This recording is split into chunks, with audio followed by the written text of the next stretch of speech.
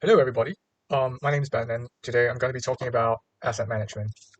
All right, so basically, these are tools and strategies that are written by leading experts in the field. It's an essential guide, covering asset allocation across multiple asset classes, investment risk, valuation, and performance analysis.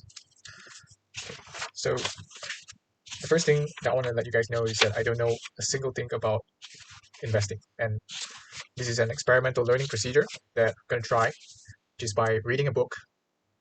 Hopefully, I'll be able to learn something from this, right?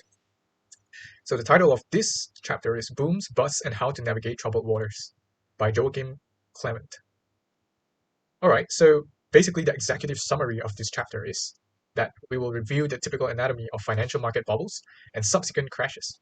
We will show that financial innovation has often triggered exuberant market developments, leading to unjustified market optimism and catastrophic losses for many investors.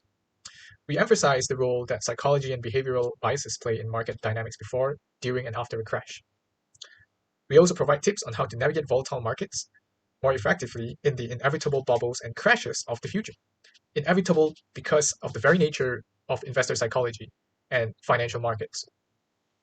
Last but not least, we will assess the auditing and monitoring process for effectiveness. So, a brief history of bubbles and crashes. For many, the tech bubble of the late 1990s is probably the most prominent example of a stock market boom and bust. And basically, the exuberance in the Nasdaq Composite Stock Market Index, which included a significant proportion of technology and telecommunication stocks compared to the S&P 500 index of the 500 large cap stocks from traditional sectors like industrial, transportation, utilities, and financials. So as the internet and information technology spread throughout society, investors became ever more optimistic about the growth and prospects and profit potential of companies involved in IT. But irrational exuberance, as former Fed Chairman Alan Greenspan called it, is not a phenomenon of the information age. It has taken hold of financial markets time and time again throughout history. And basically, um, you know, there's a summary here in the table of the selection of stock market slumps after periods of irrational exuberance in the United Kingdom and the United States since 1800. Two observations stand out. Bubbles and crashes are not rare, reoccurring at intervals of 10 to 30 years, and the subsequent market declines typically eliminate from 15% to 50% of the peak market value. Assets such as commodities, sovereign bonds, and currencies have also frequently shown signs of irrational euphoria followed by a severe correction. So basically, let's take a look at the anatomy of the crash. A closer examination of asset price bubbles reveals that the behavior of markets often follows a common pattern that comprises at least four stages. The first stage is innovation. A common ingredient in market bubbles. Innovations are often based on concepts that are difficult for a layperson to understand, like the information technology boom or the biotech bubble at the end of the 1990s. Investors cannot assess the true potential of an innovation for a company's earnings, growth, or productivity. Innovation, in a favorable and economic environment, increases company earnings. But these initial successes may ultimately have limitations that may be unknown to investors. And since no historical evidence is available about possible risks, market participants may underestimate risk and project excessively high initial growth rates, ignoring the inherent limitations of growth for new technology. So we need to take a look at those limitations before we invest in a stock that may be rising due to exuberance. So there's a table here that shows the selected UK and US stock market booms and busts since 1800. And what this table shows, it shows the boom percentage, the correction period in years, and the decline from its peak in percentage. And from what I see here, we have multiple stock markets that decline from its peak. I'd say it's averaging around 40%, probably 40%. That's a huge loss of capital. Imagine if you invested 100,000 in one of these stocks that you thought at the time was a market boom, but due to exuberance, the correction actually caused a loss of 40% to your capital. And the correction years, from what I see in this table, seems to average around 4 years. Now, let's talk about the second stage, exuberance. In the second stage, the presumed benefits of innovation and the new economic era are increasingly overestimated. Prices of stocks or houses continue to rise steadily, and markets tend increasingly to ignore risks. Often, risks are only acknowledged after they materialize in the real world. This is the time when euphoria begins, and investors clamor to get into the market because prices can't go down. And this time is different, or this is a new era. High profits attract new investors, and this in turn leads to higher returns as cash pours into these markets. A lack of liquidity in the markets may lead to further exuberance. When demand becomes much bigger than potential supply, especially in illiquid assets like houses, short-term demand can drive prices far from fundamentally justified values. Which brings us to the crash. The positive feedback loop can't last forever. At some point, fundamental forces lead to a trend reversal.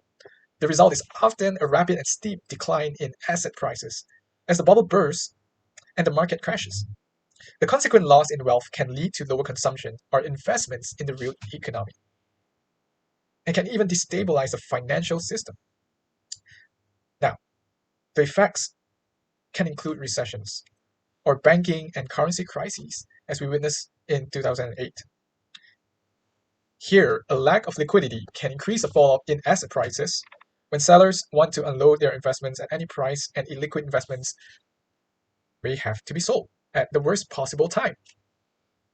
In the financial crisis of 2008, it was the forced selling by hedge funds, private equity funds, and other investors that partially contributed to the sell-off of stock markets in the second half of 2008.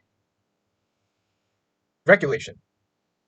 Crash frequently is followed by increased regulation to prevent similar events from happening again. It is interesting to note that as a result of regulation and the lessons learned from a market crash, the exact same events are indeed very unlikely to recur and financial market stability is increased. But as time passes, the positive effects of regulation fade, and market participants tend to forget about the cause and the consequences of past bubbles. Who today, who today considers the lessons of the go years of the 1960s, or even remembers them? Every generation can repeat the mistakes of previous generations, as is confirmed by the emergence of bubbles roughly every 20 to 30 years. So let's move on to the next chapter here. A behavioral finance view of the current housing crisis. Now, we recognize that several behavioral biases when reviewing the US housing bubble and the current credit crisis. So here's some of the behavioral biases. The first is selective perception. House prices tend to be overestimated, and people buying houses as an investment tend to believe that house prices always increase. Information pointing at an overdue correction was ignored, and the focus was on affirming news. So you want to look at both sides of the coin. Don't just look at the affirming news. The second is herding behavior. Investors who initially were skeptical about innovative structured credit products started buying them because everyone seemed to be investing, and returns were higher than from traditional bonds. So in today's world, we could call it FOMO, fear of missing out. We don't want to fall into that trap, all right? Now, the third is anchoring. When assessing the risk of losses, past houses price corrections were used as an anchor value for possible future corrections. The high risk of subprime mortgages and the impact of the new mortgage structures were not properly considered, while the possibility of sharper corrections than seen in the past was also grievously underestimated. So when you're anchoring, you want to be sure that it's relevant to the current year, in the current time, in the current environment. Now, which brings us to the fourth point, which is loss aversion. In early 2007, when the first signs of losses from subprime mortgages appeared, mortgage-related structured products incurred minor losses. Even investors who were concerned about a further decline in the housing market held their positions to avoid selling at a loss. This bias also applies to investors who have not sold any stock since the market peak in July 2007. And last but not least, now lastly, which brings us to the last point, we have cognitive dissonance. Once an investment incurs a big loss, we tend to blame the wrong investment decision on someone else. Among those blamed for the credit crisis and its losses in affected assets are the mortgage originators, investment bankers, real estate speculators, rating agencies, and regulators. Oh, don't you just hate those regulators?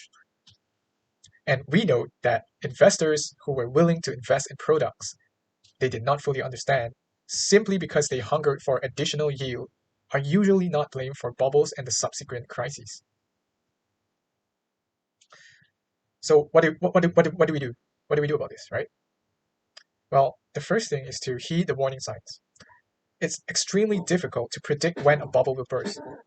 Sometimes it is even impossible to judge if there is even a bubble at all.